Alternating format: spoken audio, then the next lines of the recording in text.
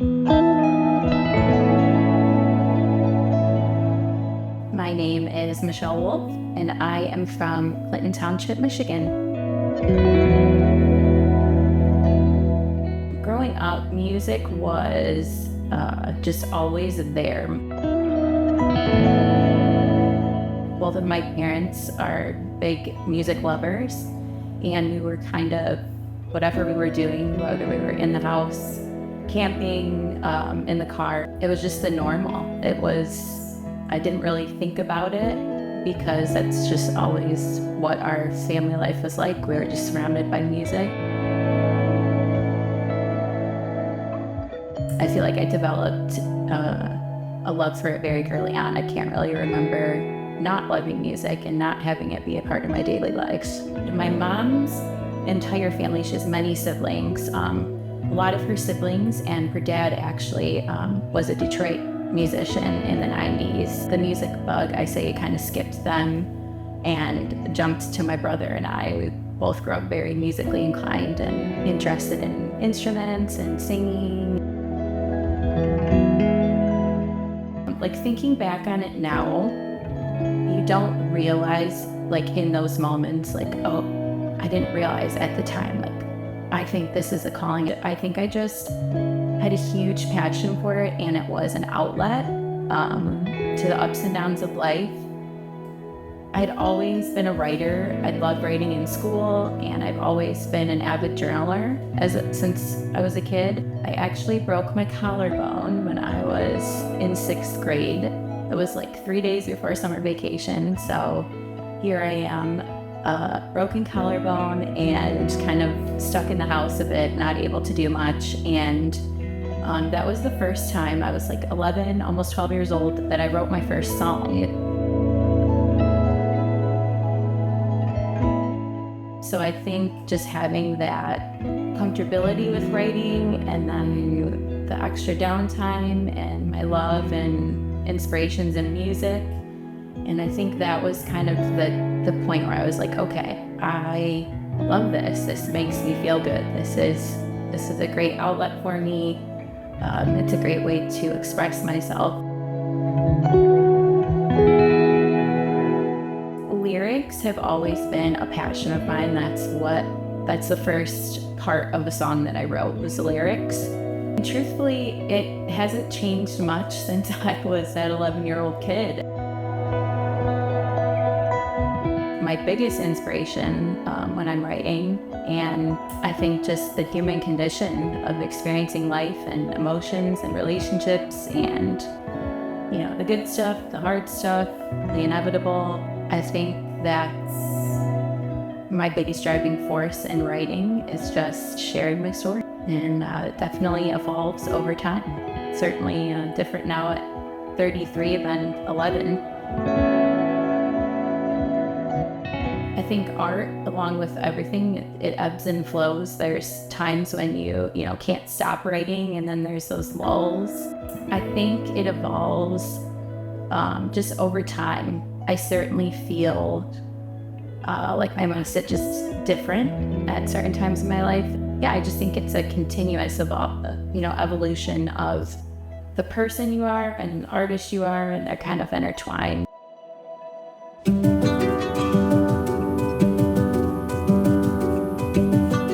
The very first time that I think other people around me noticed that I could sing, I didn't even know that I could, was a 6th grade music concert. My music teacher had given me like a 2-line solo in a song, and I remember like my mom's jaw dropped. She's like, I didn't know you could sing like that.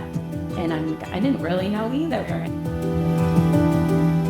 Fast forward to 8th grade, I had auditioned for our school talent show and playing acoustic guitar and singing, and I made it. I performed 2 songs, Every Woman Has a Name by Alice Cooper, and I Remember You by Skid Row, very dad rock. I just remember, like, not many of my classmates knew that I played guitar and sang. You're at this big school event, or at least as big as a 7th and 8th grade talent show can be, and I just remember getting like such great feedback and a big round of applause, and like personal people in my life, my brother, my parents, friends, they're just so encouraging. That was my first time performing for anyone outside of my bedroom. Like, I will always remember that. If I look back on the camcorder that my dad recorded it on, I bet it sounds like shit, but 8th grade Michelle felt real good. That's the first time that I performed live, and I think that was really where the bug bit me of wanting to perform and share my art with the world.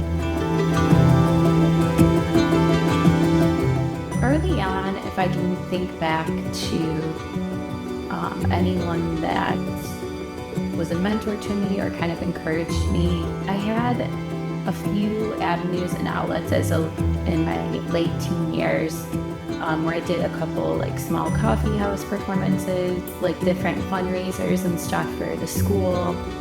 Kind of got involved in that. People that were running those types of events, they were always very encouraging, and I feel like I had a lot of positive feedback in that realm. And then my family's always been very supportive. I can probably count on one hand that either of my parents have not been to my shows for the last 12 years. My friends are, were always very encouraging too. Later in my teen years, early 20s, I started recording my original music in a recording studio, and the sound engineer, Audio Cafe, Tom Rice, I still think about him often. He's just a really good person and was super encouraging to me, and I think a vulnerable point in my life, being like, 17, 18, 19-year-old young person, being so vulnerable and sharing your music and recording in a studio for the first time. That's a whole nother bag of tricks that you learn doing that. Tom Rice was definitely a big mentor to me and was very encouraging and supportive, and it was great to work with him and to kind of, it's nice when people you love tell you that you're doing great, but when a stranger who doesn't know you well is giving you some encouraging advice and telling you to keep going, it's definitely something you don't forget.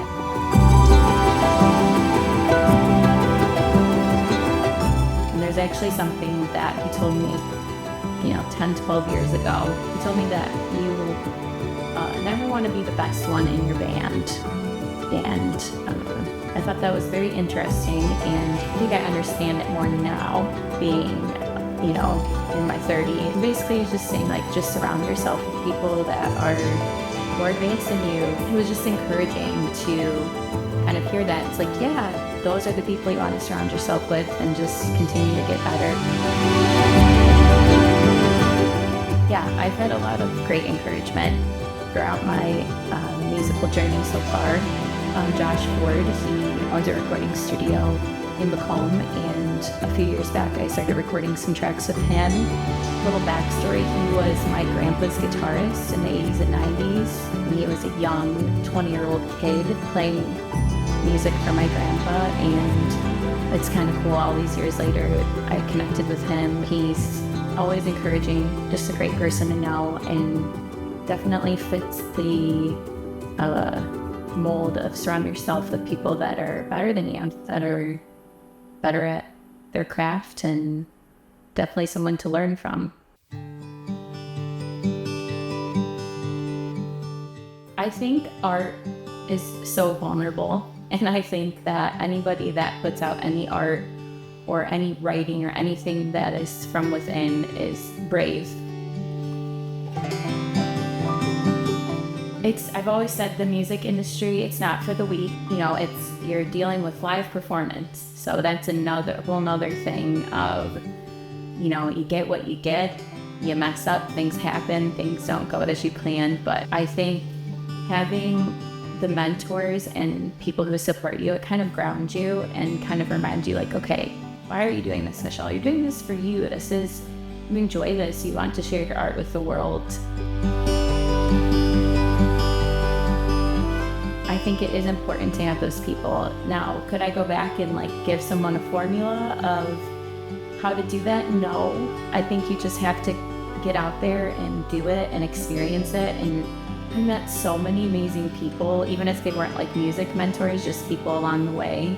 It stands true, like it is about who you know and it's those connections you make. I think that all plays a factor of the journey. As far as being a woman in this industry, I think you just gotta stay true to yourself and just surround yourself with supportive people and just keep on keeping on. You know, when you first start out in anything new and with live performance, there's always room for error. I think probably my biggest obstacle was just myself at times, just kind of, all right, you didn't have such a great performance, you messed this up or you did that, and it's kind of just like, okay, pull the bootstraps up and keep going. You can definitely be your own worst critic.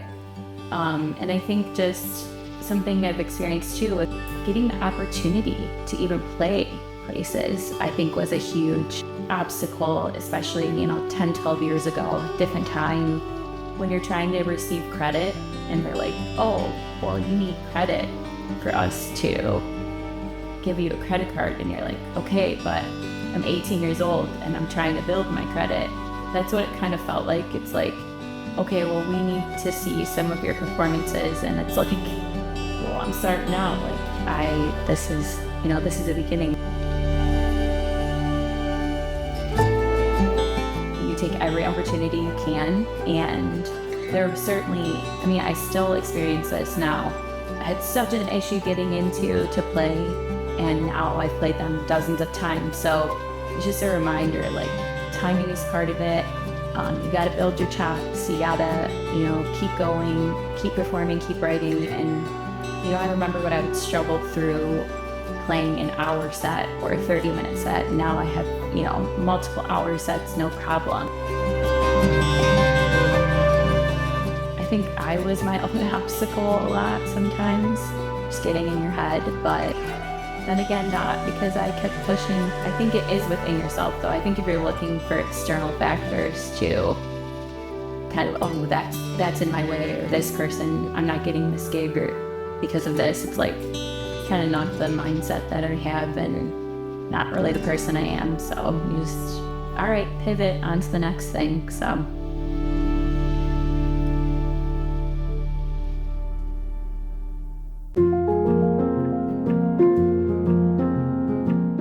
$1,000,000 question. What do you sound like? What's your sound? I have a love-hate relationship with that question. I'm a huge Alice Cooper fan. I'm a huge Michael Jackson fan. Do my songs sound like them? No.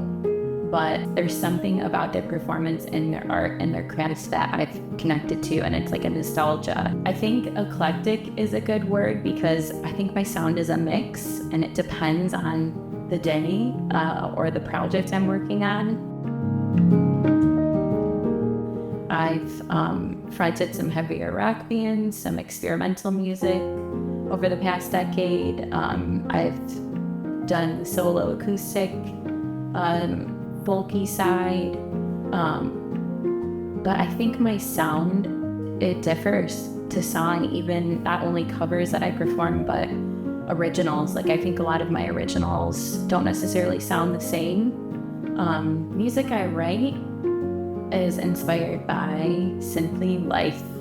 That is the way I tell my human experience and my story. I have always joked that I don't know how to write a happy song because I feel like writing is an outlet for me when I am struggling in life or going through tough experiences. Music is relatable in that sense of being a human being and, experiencing all the emotions and all the things that we do as humans. I feel like that's my take on writing, and I feel like that's what makes my music relatable. Even if you're not experiencing the exact thing I'm experiencing and writing about, you can definitely kind of put it to your own life. Certainly the experiences now I'm able to describe in a more complex way than I was as a kid or a teenager, early 20s. A couple of years ago, I was on a road trip with my husband, and I think we were in Texas. And at that point, many points in my life, I was dealing with some family relationship issues, and it was one of those times where I sat down to write with my acoustic, and I wrote an entire song within like an hour, and I'm very proud of that song.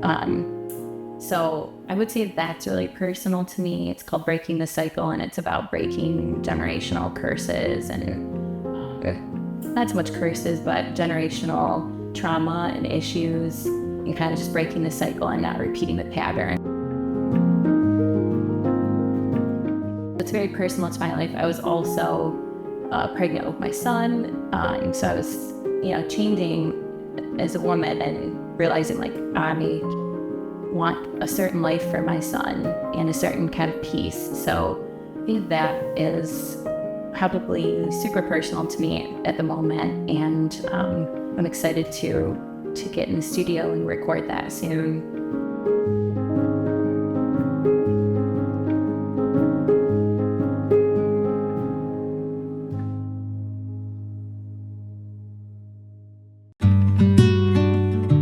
When people listen to my music, and I think this is across the board, obviously with original music and even cover, I want them to feel seen and inspired, whether they're a fellow musician and they're inspired to, make their own music, or just be inspired to, work through however that song made them feel, or, inspired to create their own art, or inspired to overcome their own battles. I think that's the biggest thing. My tagline, since I was like a 17-year-old trying to play in coffee shops, is like aspiring to inspire. And that's just kind of like the common thread. And it's kind of a reminder to myself that, when you get discouraged or whatever in this business, to just kind of keep me grounded and like, you're trying to inspire people. Of course, like with certain songs that I perform, I just want people to feel entertained. I became a mom a year and a half ago, so my day-to-day life has certainly changed outside of music, but something that, picking up a guitar every day is something that I do. A goal that I set for myself is like once a day, just try to do something better than music, or to work towards that goal, whether it be reaching out to venues, to book shows, working on a new cover, working on a new original, even listening to music that inspires me and kind of get in that, headspace. That's what I try to do to stay consistent and to keep moving forward and chugging along. That's my usual routine. And then if I'm preparing for a show, definitely more diligent and a little bit longer practice sessions. I'm a firm believer in you gotta keep the machine well oiled. So you never want to get too comfortable, like, oh, I got that. If I can say, the past year and a half has been life-changing. Becoming a mom, and just moms, if you know, it like completely turns your world upside down in the best way. It's easy to let other aspects of your life go because you're so, as you should be, very focused on your baby and your toddler. I think I'm most proud of just the past year and a half of just like not losing sight of my goals with music and not letting go of that passion, because it would be very easy to do so. So I think I'm just most proud of just that. And sometimes there's lulls of not playing or not writing or certain things, but just kind of like it's this is the season. It's part of this. And I'm just proud of continuing to chase the dream and to continue to share music. So right now I'm kind of focused on my own writing and solo performances. I am excited about collaborating in the recording studio with Josh Ford and just meeting new people that love to play music too. And certainly people that have been doing it longer than I have, that I'm sure can teach me a thing or two. I have a lot of awesome musician friends that I have collaborated with in the past. If the timing's right, may do that in the near future or sometime over the next few months or year. Write some stuff that's been on my heart for a while. Those songs are like always there inside, but you don't always have the wherewithal or the ability to put them into words. So I feel like a lot has been growing in me lately, and I would love to, have the space and the time to get that down on some paper. I just love to just play at all the places I had to play. I'd love to play in different states. I'd love to play at different festivals, to kind of get out there, just some new cities and some new people. And just the goal of just continuing to inspire and continuing to share my art. Being on this journey called life is called music. Like, something that I repeat in my head is like, just keep on keeping on. That's all you can do sometimes. To stay true to yourself, like to stay grounded and just remember why you're doing this. You're not gonna be everyone's cup of tea, but that's okay. And really being okay with that, and still knowing if someone doesn't care for you, that you still like you and you still like, what you're creating and the performances that you put out. It's taught me that there's room for everyone, that it's not really competition. There's space for everyone to create, all types of musicians and artists you keep in contact with, you support, could, create a relationship later on, and you could be making music together. It's also taught me nothing is permanent. I think that's a great life lesson, and you can look at it as a negative or a positive. Nothing's permanent, it keeps going, and you really don't know what's in store for you, because I would never imagine that I'm in the place that I am now. As a musician, 10, 20 years ago, certainly could not have imagined it. Yeah, you don't know what's in store. Like, I don't know where my music is going to take me, and that's super exciting. You have to, it's all about the experience. You have to do it. You're never going to know what it's going to feel like to perform in front of people, to write a song, to get out of your comfort zone if you don't try it, right? That's the first feat. That's the first step. And then, like anything, you keep doing that, and you do get more comfortable, and you do get better, and you do become a professional at it. So I think sometimes in our society now, the time we're in, the era we're in, people want instant gratification and want instant results. But this career, business, passion, whatever you want to call it, it's about longevity. Things take time. It takes time to get good at performing live. It takes time to get good at recording in a studio. It takes time to build stage presence. It takes time to build a following. It takes time to build those relationships of other musicians, or getting a chance at playing at a certain place or a venue. You just gotta keep inching along. That's the best advice I can give, and just ground yourself. And when you do get in your head or get at those low points, just knowing okay, why do I do this? I do this because it makes me feel this way, because I have a message to share. Step by step, it's a journey. It's not going to happen overnight, but if you love it and it makes you feel good and it makes others feel good and you're creating something you love, I think that's all that should matter. And I think the rest will follow.